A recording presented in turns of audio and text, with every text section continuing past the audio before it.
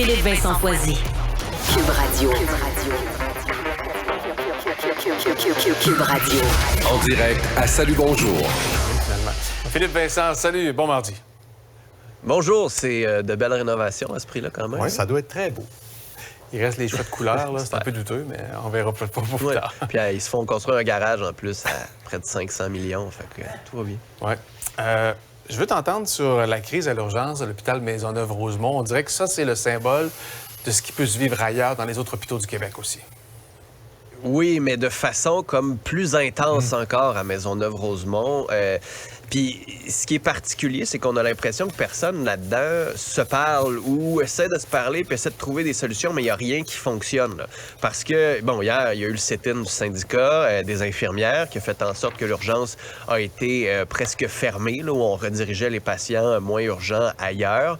Les infirmières disent, on est à bout. On est à bout du temps supplémentaire obligatoire. On est à bout de notre chef d'équipe qui est une mauvaise gestionnaire qui fait régner un climat malsain. On est à bout d'être une trop petite équipe pour la quantité de patients qu'on a. Et donc, on risque d'avoir et de faire des erreurs et ça pourrait miner la santé du public.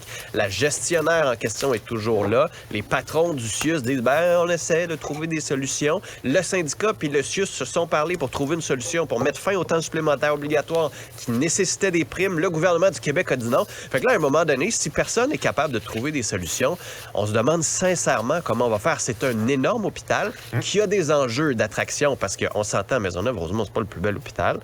C'est loin. Il n'y a pas beaucoup de transports en commun. Fait quand on compare au CHUM, qui n'a pas de temps supplémentaire obligatoire, on se dit, il y a peut-être des solutions qu'il faudrait trouver ailleurs. Puis là, on voit le prix des rénovations à l'hôtel de ville.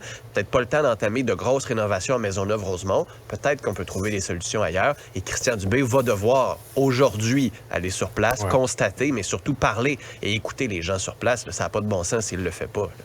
François Legault rencontre les tour à tour les partis d'opposition, notamment sur l'électrification, mais il y a autre chose.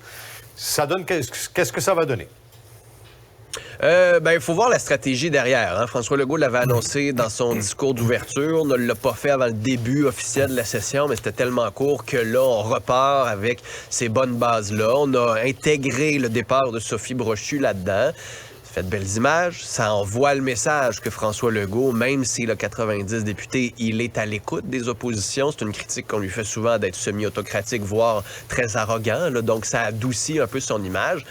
Ça lui permet, une stratégie comme ça, d'entendre les idées des partis d'opposition derrière porte close. Fait que s'il veut en voler une ou deux, c'est beaucoup plus facile à faire en bout de ligne que si ça se fait après la perte de questions, des tambours, des points de presse.